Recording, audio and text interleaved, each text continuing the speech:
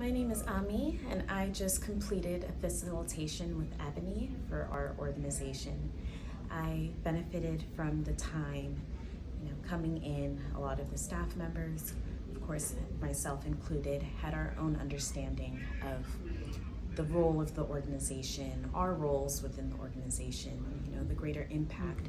But it was helpful to visualize not just what we understand about how we contribute to the organization and how the organization contributes to the community, but also being able to visualize how other staff members perceive their roles in the organizational impact and how we fit together as a team.